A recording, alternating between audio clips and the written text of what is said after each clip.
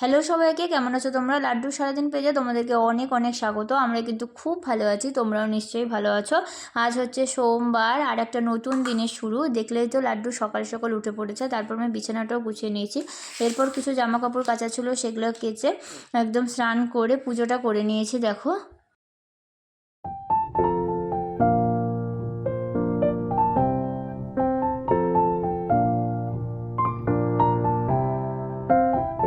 এরপর একেবারে রান্নাঘরে চলে এসেছি লাড্ডু সকালে ব্রেকফাস্ট তৈরি করতে। ব্রেকফাস্টে ছিল ছাতু আমের স্মুদি। প্রত্যেক দিন আলাদা আলাদাই আমাকে খাবার করে দিই, তাহলে ওরও একটু ভালো লাগে, টেস্টও চেঞ্জ হয় আর ভালোভাবে খেয়েও নেয়। দেখো কি সুন্দরভাবে খেয়ে নিচ্ছে।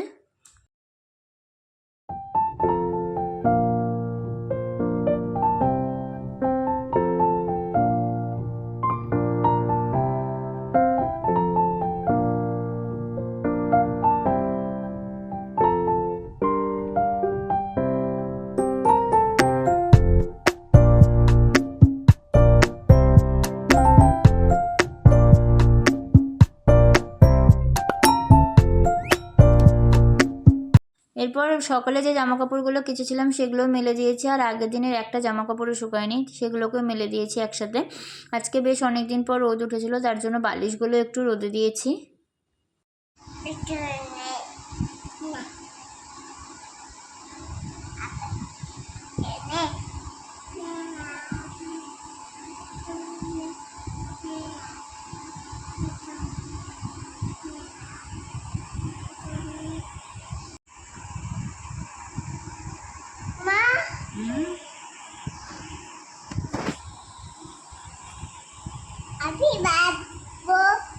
তেমন কিছুই রান্না করিনি, লাড্ডুর সাথে একসাথেই সিদ্ধ ভাত করে নিয়েছি, সেটাই খেয়েছি। আজকে রান্না করতে ভালোও লাগছিল না। তারপর খেয়ে দিয়ে যে লাড্ডু টিভি দেখছে ঘুমানোর আগে, সে কিছুতেই ঘুমাবে না, সে এখন টিভি দেখবে।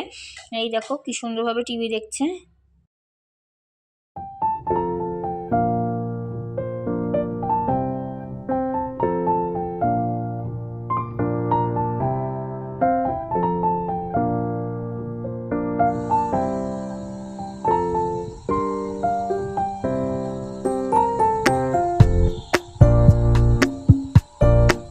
এরপর বেশ কিছুটা সময় ঘুমিয়ে নিয়েছে লাড্ডু। ঘুম থেকে উঠে সে এখন চকলেট খাচ্ছে। চকলেট বরাবরই তার পছন্দের। তারপরে মামামের সাথে কিছুক্ষণ খেলে নিয়েছে। দেখো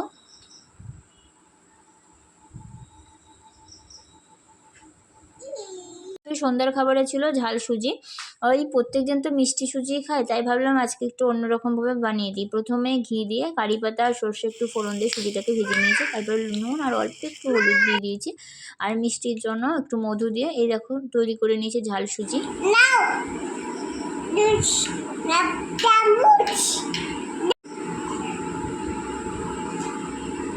বলো টেস্টি কি খাচ্ছ বলো তো? বলো ঝাল সুজি।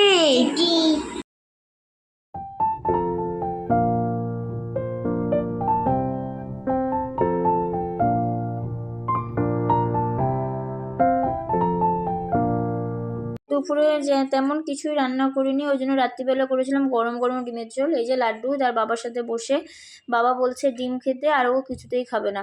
ওর খাওয়া আগে হয়ে গেছিলো। পেট ভরা থাকলে সে কিছুই খেতে চায় না। তিনজন মিলে খেলতে বসেছে, ওই লাড্ডু, লাড্ডুর বাবা আর রকি দাদা।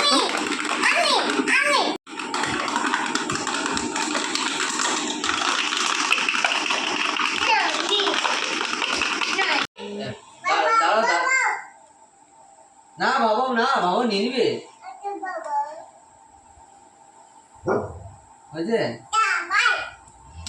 তারপরে একটা মজার বিষয় হয়েছে, ওকে ফ্রেশ করে দিয়েছি। তারপরে ওর বাবার ফোনে আমাদের রিসেপশনের ছবিগুলো দেখছে, সেখানে সবাইকেও দেখতে পাচ্ছে কিন্তু নিজেকেই দেখতে পাচ্ছে না। তার জন্য ছেলের কি কান্না। এটা কে? দাদা। এটা কে? মামি। আরে আমি যখন বাইরে নোংরা ফেলতে গেলাম না, আমি আর তোমার মামা গেলাম না, মামি গেলাম না বাইরে নোংরা ফেলতে, বাচ্চা আসছিল।